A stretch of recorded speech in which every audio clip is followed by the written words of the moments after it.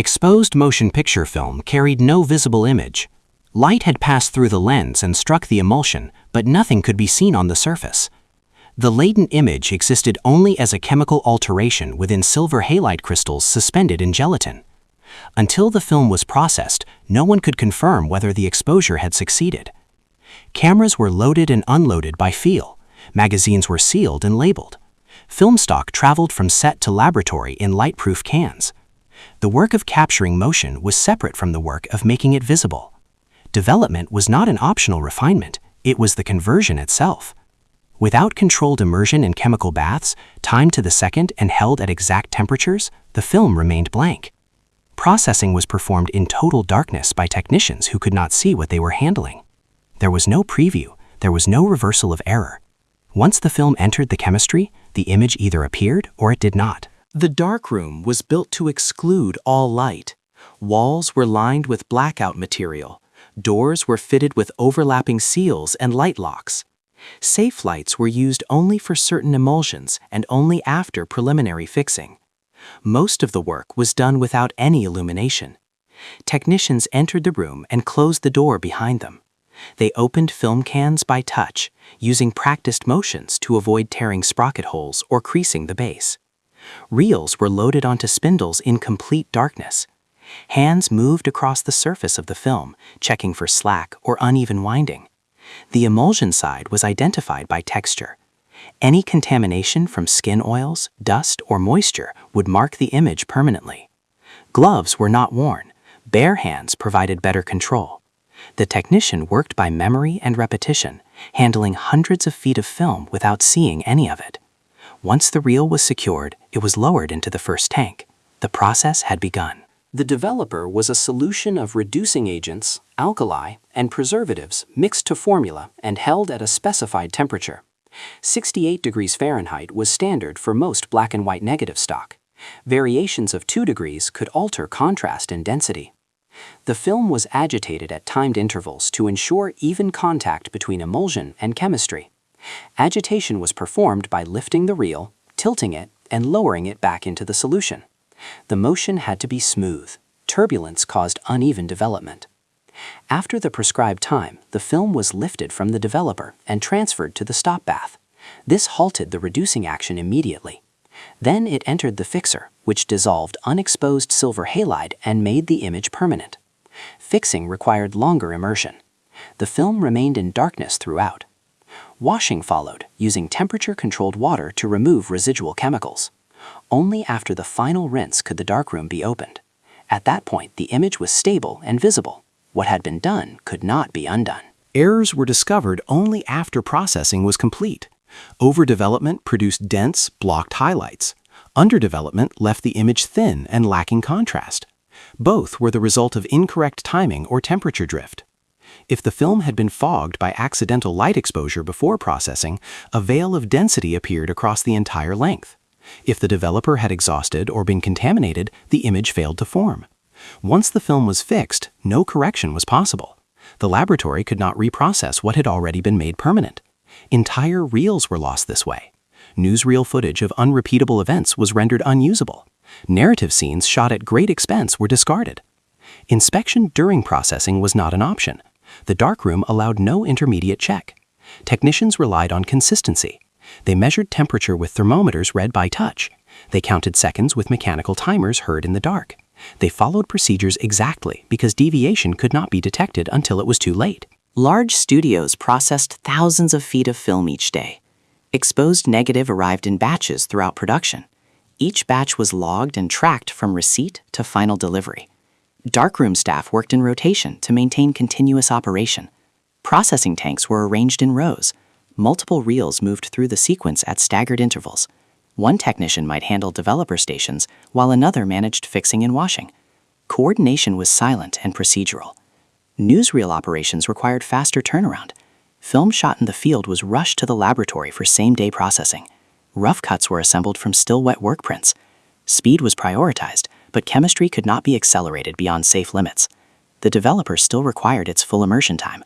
The fixer could not be bypassed. Even under deadline pressure, the process remained manual and sequential. Mistakes made in haste were no less permanent. Studios absorbed the loss and moved forward. Shifts in the darkroom lasted 8 to 10 hours. Technicians stood at the tanks for most of that time. The air was humid and smelled of acetic acid and sodium thiosulfate. Ventilation was limited to preserve darkness. Hands became waterlogged. Skin softened and split at the fingertips. The work was repetitive. Each reel followed the same sequence. Developer, stop, fix, wash. Lift, agitate, lower. The motion became automatic. Attention was directed towards timing and temperature, not toward the content of the image being processed.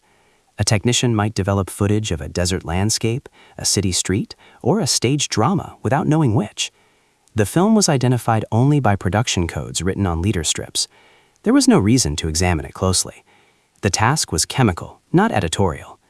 At the end of the shift, the processed film was removed from the drying cabinet, inspected under light, and sent forward. The darkroom was cleaned and prepared for the next batch. The technician left and returned the following day. Digital image sensors eliminated the need for chemical processing. Cameras recorded motion as electronic data. The image was visible immediately on a monitor. There was no latent stage. There was no darkroom. Exposure could be reviewed and adjusted on set. By the late 1990s, digital capture had entered professional production. By the early 2000s, it had replaced film in most commercial work. Processing laboratories closed. Darkroom equipment was sold or scrapped. Technicians who had worked in total darkness for decades were not retrained. The skills required to handle film by touch, to judge development by temperature and time, to manage chemistry in lightless rooms, those skills were no longer needed. Some workers moved into digital archiving. Others left the industry. The darkrooms themselves were dismantled or converted to storage. Tanks were drained and removed. Light locks were torn out. The rooms became ordinary spaces. Film continued to be shot by a small number of cinematographers, but processing was now a specialized service, not a standard operation. A few laboratories continued to offer film development. These facilities maintained the equipment and chemistry required for traditional processing. Work arrived from archival projects, restorations, and occasional narrative productions. The volume was a fraction of what it had once been. Darkrooms were used intermittently. Chemicals were mixed in smaller quantities. Technicians performed the same procedures, but without the pressure of high throughput or tight deadlines. The work was quieter. Processing a single reel might be the only task of the day. The room was still dark. The film was still handled by touch. The image still appeared only after immersion in developer, stop, and fix. Nothing about the process had changed except its frequency. Equipment that had once run continuously now sat idle between jobs. Drying cabinets that had held dozens of reels were used for one or two. The procedures had not been simplified. They had only become infrequent. The technicians who remained performed the work as it had always been done. Dark rooms that had been built into studio complexes were emptied and repurposed. Some became equipment storage. Others were subdivided into offices. A few were left unused, still fitted with tanks and plumbing, but no longer supplied with chemistry. The spaces retained their soundproofing and blackout construction. Doors still carried warnings about light exposure. Ventilation ducts remained in place. The rooms were identifiable by their layout, even after the function had been removed. In some cases, processing tanks were left installed, but drained and cleaned. Thermometers and timers were removed. Reels and hangers were discarded. The architecture remained, but the purpose did not. No one entered these rooms to work in darkness anymore. They were passed by in hallways or locked and forgotten. The conversion of the space was practical, not symbolic. The rooms had been built to serve a process, and when that process ended, the rooms were reassigned. Motion pictures continued to be made. Images were captured, edited, and projected. Audiences watched stories unfold on screens as they always had. The method of creating those images had changed, but the images themselves persisted. Cinematographers framed shots, actors performed, directors made decisions. The work of constructing a film remained deliberate and exacting. What had been done in darkness was now done in light. What had required chemistry now required electricity. The transformation was complete and unremarked. Film stock was no longer sent to darkrooms in light-proof cans. Processing schedules were not posted. Technicians did not gather at tanks to begin another shift. The labor that had once been central to every production disappeared without ceremony. Movies were still made. They appeared on screens as they had before, composed of moving images that had been captured and made visible, though no one any longer worked in the dark to reveal them. Debris removal operations began April 4 across affected communities, with National Guard units deployed to 11 states.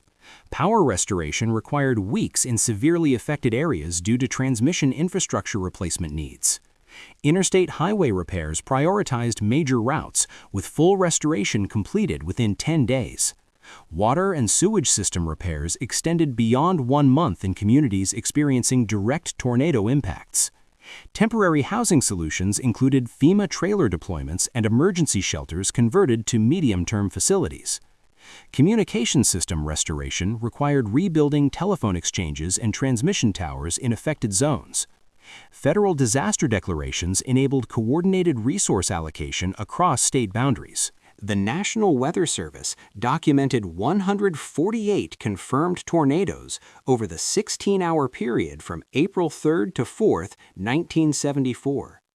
30 tornadoes received F4 ratings, and 7 received F5 ratings, representing the highest concentrations of violent tornadoes in a single outbreak in recorded U.S. history.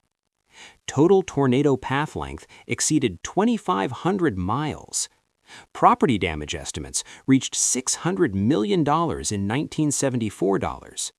The outbreak prompted subsequent modifications to tornado warning systems, radar technology deployment priorities, and emergency management coordination protocols for multi-state disaster events. The event established baseline metrics for outbreak-scale tornado events in atmospheric science and emergency management literature.